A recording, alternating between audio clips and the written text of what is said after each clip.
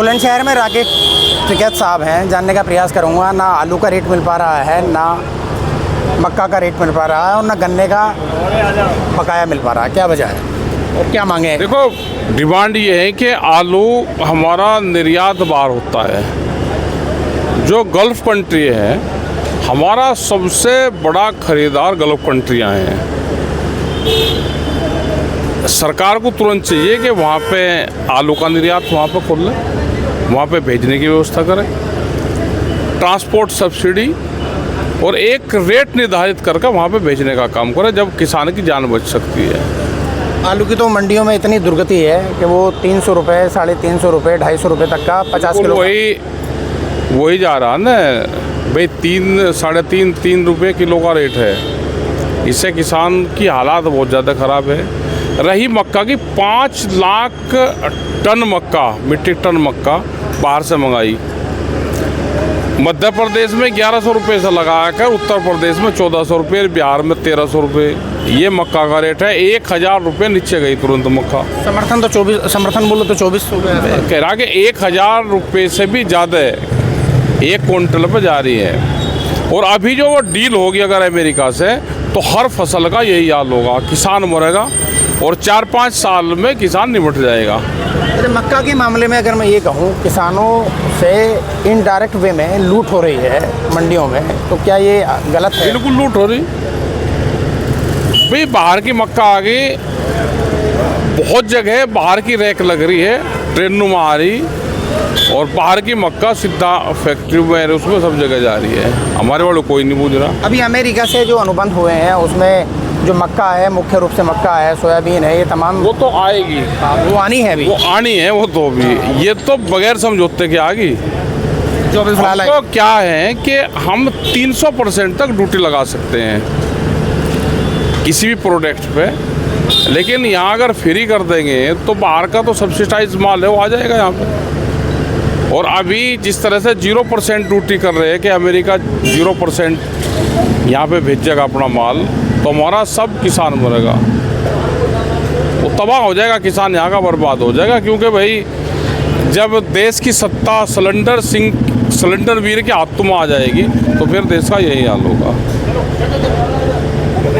यही हाल होंगे देश का। तो अभी चूँकि डीज़ल की बहुत बड़ी खपत किसान करता है, और अभी जो गल्फ़ कंट्रीज़ और अमेरिका इजराइल के बीच में जो युद्ध हो रहा है, और कयास ये लगाए जा रहे हैं कि आने वाले दिनों में डीज़ल पेट्रोल के दाम बढ़ेंगे, तो ऐसे में आप किसानों को लेकर, उनकी अर्थव्यवस्था को लेकर आपका क्या सोचना है? देखो, क्या हमारा ये है कि जब ये कहा कि 45 दिन का हमारे पास में डीजल है, तो हम 45 दिन का 2 महीने का तो अपने आप कर सकते हैं। आप लगा दो ना, सिंगल आदमी गाड़ी में नहीं चलेगा, लगा दो बैन सरकार।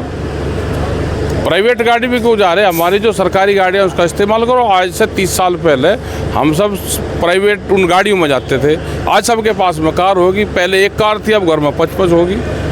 हमको सबको भी, देशवासियों को भी संकट के समय में देश में साथ रहना चाहिए। गाड़ी का मसला तो एक अलग हो गया, प्रोडक्शन है, एग्रीकल्चर में डीजल का इस्तेमाल है, तो क्या आप ये मानते हैं कि अगर डीजल के दामों में इजाफा होगा तो उसमें कृषि और किसी क्षेत्र बिल्कुल प्रभावित होगा? और ये सरकार की जिम्मेदारी है कि इसको रेट ना बढ़ने दे। और जिस तरह से अभी तो अमेरिका ने कहा कि 40 दिन के लिए खोल दिया, भाई वहाँ से ले लो। अब हमारा कंट्रोलिंग पावर जब अमेरिका में है, वाशिंगटन में है, तो इन्हें कहाँ दिक्कत है? ये तो मन के उससे चल रहे हैं कि मतलब ये क्यों, क्या मजबूरी ऐसी है सरकार के सामने? मजबूरी का तो पता नहीं, सिलेंडर कर दिया देश को, जब ही तो सिलेंडर भी कहा। जो हमारी सरकार को आदेश देने चाहिए, फैसले लेने चाहिए, वो अमेरिका से हो रहे हैं, वो सरहद के पार से फैसले, सरहद वहाँ से हो रहे हैं, वो यूएसए से हो रहे हैं। अमेरिका वो कर रहा है। तेल कहाँ से लेना, कैंक दिन के लिए छूट होगी, कैंक दिन के लिए नहीं होगी। तो भाई देश को जब सिलेंडर कर दिया, तो जब ही सिलेंडर भी इनका नाम रखा। अच्छा, भारत के निगरानी क्षेत्र जो समुद्र का निगरानी क्षेत्र है, वहाँ ईरान के जो 9 सैनिक थे वो मेहमान थे भारत के, और उनको मार गिराया गया अमेरिका ने। सरकार का पक्ष अभी जिस तरीके से आना चाहिए था वो नहीं आ पाया है। डरा हुआ आदमी क्या पक्ष रखेगा अपना? भाई किसी के गरीब के घर पे ऐसा हाल होगा, गरीब के घर पे मेहमान आ गया, बारात आ गई, वो दबंगों ने पीट दी, तो ये क्या हाल रखेंगे?